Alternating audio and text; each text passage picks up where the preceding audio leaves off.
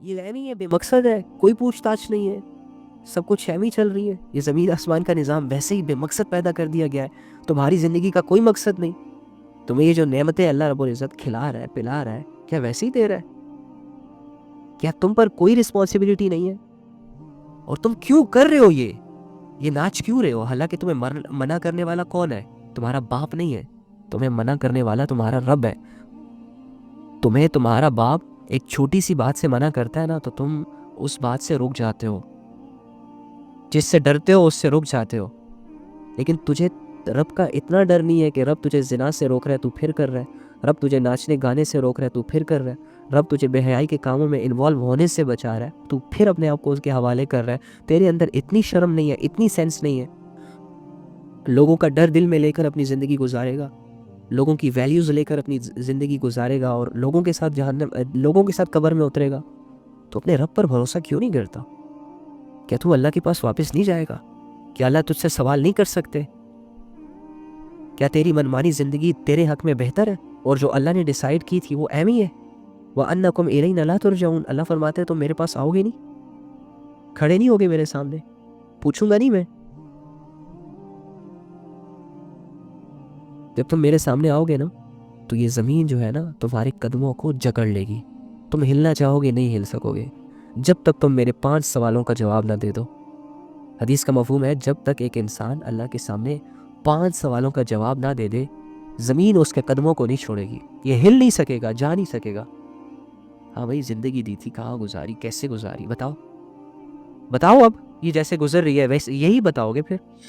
اللہ ناچتا رہا، گاتا رہا، فالوورز بناتا رہا، زنا کرتا رہا، لڑکیوں سے ڈیٹ مارتا رہا، ماں باپ کو دھکے دیتا رہا، اذانیں ہوتی رہی، کانوں میں گانے بجتے رہے، یہی گزار کر آیا. اوکے جی، تو کیا لگتا ہے اس سوال میں تم پاس ہو جاؤ گے یا فیل؟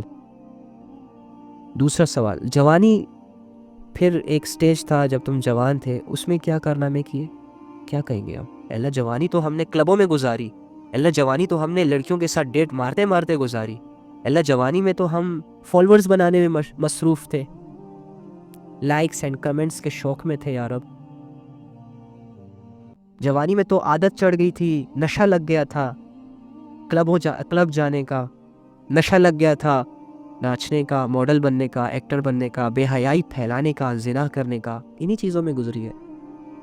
اگر کسی انسان کی جوانی انہی چیزوں میں گزر رہی ہے تو ڈیفینیٹلی پھر اللہ کے سامنے یہی کہے گا نا، جھوٹ تو نہیں بول سکے گا. تیسرا سوال، پیسے کہاں سے کمائے تھے؟ کیا کرتے رہے ہو پیسے کماتے ہوئے؟ کیا کہیں گے؟ جھوٹ بول کر سودا بیچا، اپنے آپ کو فائدہ اور دوسروں کا نقصان کیا، اپنی جیبیں بھری، لوگوں کو نقصان دیا. چوتھا سوال، پھر ان پیسوں کو استعمال کیسے کیا؟ کیا کہیں گے؟ گرل فرینڈ کے لیے گفٹس لیے، شادیوں میں مجروں پر جو ناچنے والی ہوتی ہیں ان پر پیسے پھینکے، شراب خانے جا کر اس سے شراب خریدی تھی، گاڑیاں خرید کر پھر 4 لڑکیوں کو بٹھا کر ڈرفٹنگ کرتا رہا، کلبوں میں جا کر شیشہ کیفے چھکتے رہے، دوست پارٹیاں، ہینگ آؤٹس وغیرہ چل رہے تھے، ہمارے پیسے تو یار اب انہی چیزوں میں یوز ہوتے رہے. پانچواں سوال، علم پر عمل کتنا کیا تھا؟ تمہیں پتہ تھا نماز پڑھنی ہے، پڑھی؟ تمہیں پتہ تھا روزہ رکھنا ہے، رکھا؟ تمہیں پتہ تھا زکوٰۃ دینی ہے، دیا؟ تمہیں پتہ تھا بے حیائی کے قریب نہیں جانا، بچے؟ تمہیں پتہ تھا کہ زنا نہیں کرنا گناہ ہے، کیا عمل؟ نہیں کیا. ان 5 سوالوں میں ہماری جنریشن فیل ہے.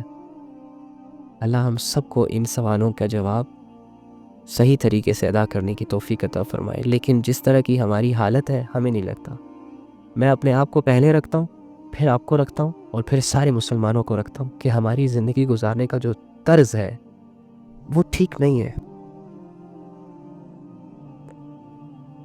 I'm really sorry، بات بہت زیادہ لمبی ہو گئی.